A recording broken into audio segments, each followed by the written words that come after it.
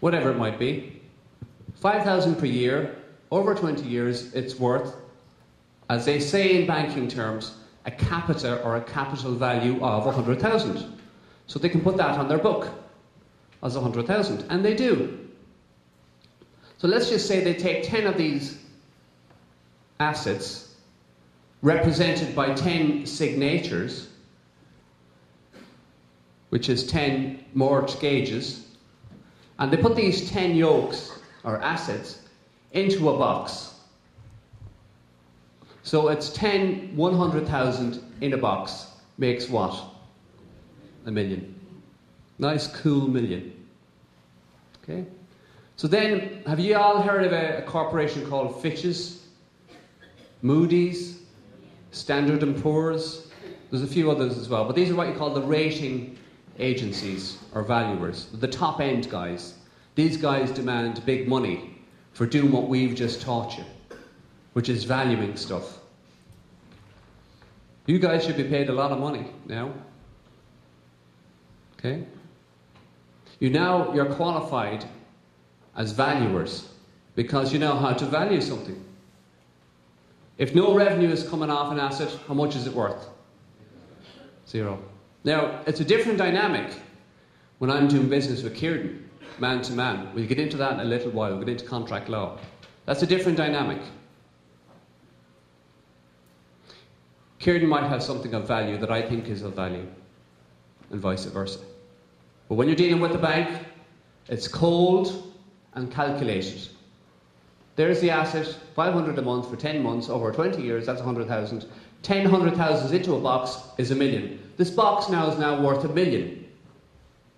Standard & Poor's and Fitch's and Moody's come along, and who do they work for? Who do these valuers work for? The banks. Now, I don't know about you guys, but when I worked for somebody, I did what I was told. Generally, because they didn't have me working for very long if I didn't. So do you think Standard & Poor's and Moody's and Fitch's did what they were told? Yeah, they did. Because who was paying them? The banks. So that afforded the banks the opportunity to dictate what this box was now worth.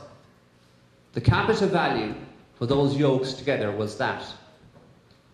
But when they got an AAA rating, what was it worth? More. More. We'll just say more for the moment. More.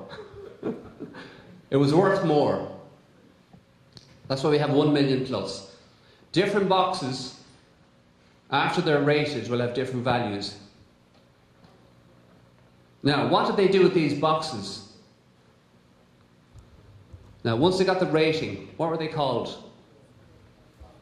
Securities. Now, they might have had a bond as well with securities. There's different words for different things, but we call them securities at the moment.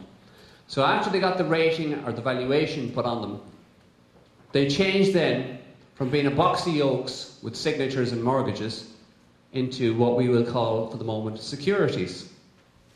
So what did the banks do with these securities? Put them into a wee box there, a wee bundle. What do they do with them? Thousands of them. What do they do with them? They made them look good, first of all.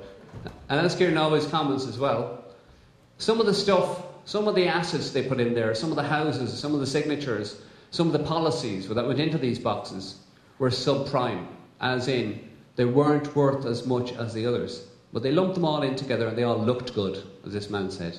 They made them look good. There's no way they weren't going to get a AAA because a nice wee tight circle going.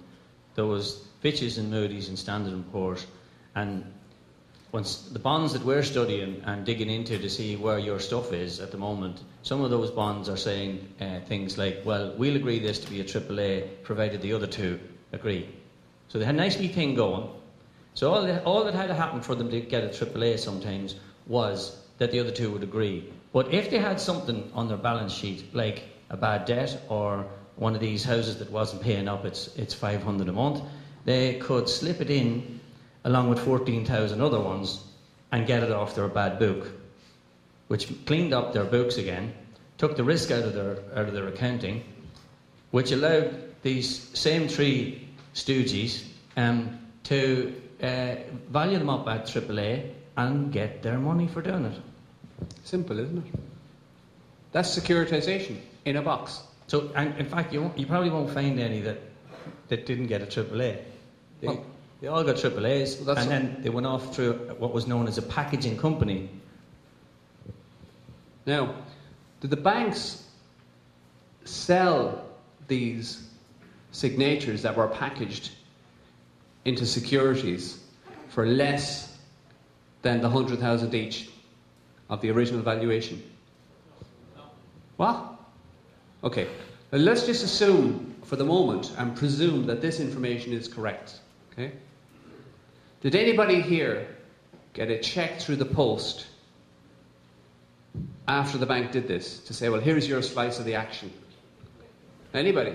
Well, there must be somebody. But you mean to tell me there's nobody in this room that got a slice of the action after the banks did this? Did you realise they did this? Did they not disclose this to you? Okay. We'll discuss this more in contract law. Okay? There's a wee thing there, like, I mean, if these 10 houses in the bunch, let's say they assumed when they were putting this together that houses were going to keep claiming and they were always going to be more valuable, or they wouldn't give subprime loans out, right? So, if these people stopped paying, or some of them stopped paying, and the bond slipped down below the rating, the bank's regulations are that they're not allowed to hold stock that has a minus value. They have to sell it. So it gets sold on. And if it drops again, it'll have to be sold on. So your mortgage might be tied up in something that has been sold on many times. So that's when things like securitisation, auditing comes in, forensic accounting, and digging deep in to see the whole history of what happened to this box of signatures and where yours are and what identification numbers, folio numbers, etc., all identifying. The whole history can be traced. And all you need to do is hand that over and tell them to read it and weep. Anybody here an auditor by any chance? We're looking for auditors. No? Yeah? Will you talk to us afterwards, yeah? We need auditors, don't we? We need all the help we can get. Yeah. Okay. Okay. There's certain people we don't need, but we need auditors. Okay, so just as a side note here, because it's on the side, MERS, Mortgage Electronic Registration System. Okay, MERS. Google it up.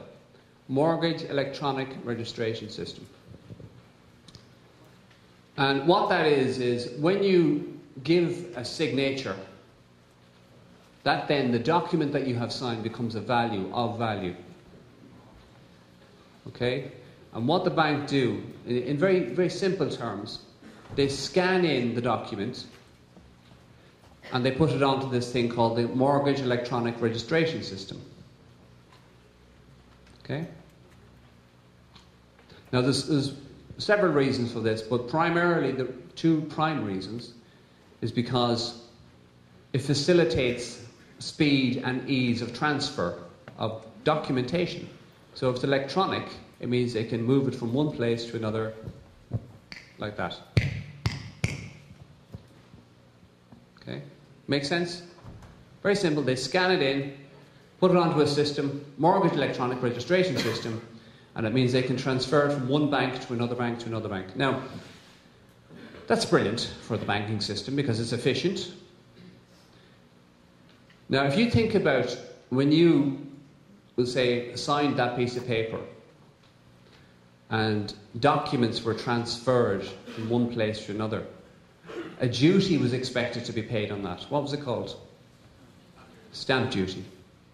So anybody here that will say perceivably went in and was investing in, say, property and other things as well, more than likely you probably would have paid stamp duty. And we actually have a guy, now I don't know if Brian's here today, but he's worked out how to get the stamp duty back, by the way. It's great, isn't it? Now, I haven't seen Brian for a little while, but we'll try and get in touch with him again and see if we can jiggle him a little bit for a bit more information. But he got all his stamp duty back. He found, I don't know, a technicality or a loophole or something. So the bank won't be able to get theirs back. No. Why won't the bank get their stamp duty back? What? Oh, they didn't pay it. What? That's legal, is it? Is it, Billy? Is that legal? Wow. Well, we a local chap here googled up a security that he found 14,500 signatures in Irish security, and he informed us that there was 1.9 billion in stamp duty not paid on that particular box of yolks.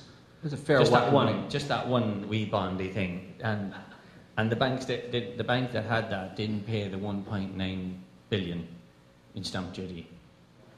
Is that because there was no documents?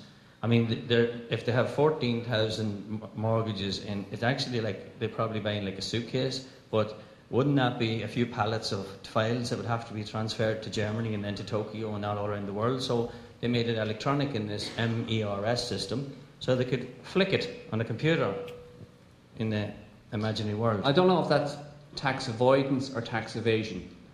It's pretty serious stuff now. Yeah, that would be. Do you think revenue are not hot to trot on them? Ooh, no, they're not. You wonder why, don't you? They're farmers. They're farm. Yeah? I tell you what, if you guys were missing a tax payment, you would be under a bit of serious pressure. Wouldn't you? It wouldn't be nice. I think it might be in some cases. Depends on how you approach it. Okay? But then again, well, just throw this little teaser in for you. You're aware, I'm sure, that income tax, the payment of income tax in this country is not mandatory. Are you aware of that? Don't take my word for it. Ring up Revenue and ask them, is it mandatory? Ask them. I won't go off on a rant now. Okay? This little tester for you. You just ask them. Ask them to show you where it's lawful, and it's mandatory for you to pay income tax. I don't know how you drag me onto that subject. Will you get off it? VAT, I'm not sure about VAT. We'll start with income tax, then you can research VAT afterwards.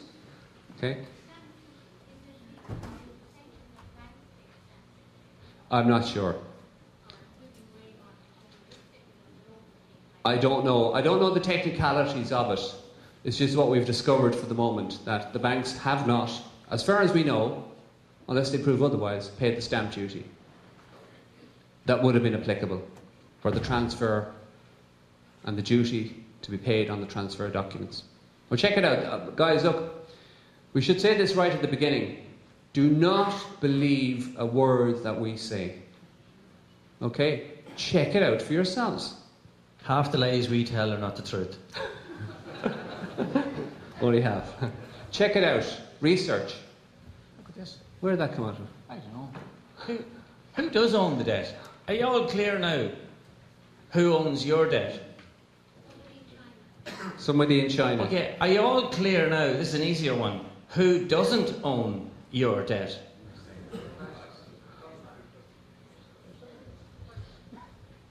Ask them again. They sold it. Well, the bank you dealt with, they sold it. And you know when they sold it? Not when they got stuck or anything. They sold it at the start. They sold it at the start, in the beginning, as quick as they could. Probably before you got the money. They got the profit and the money. Well, that's what it's all about. That's that's how we'd like you to try and tie together in your mind the fractional reserve banking along with this securitisation. And then when we do contract law, we'd like you to try and see how they all marry up to create this situation that the banks were in control of and how you were farming.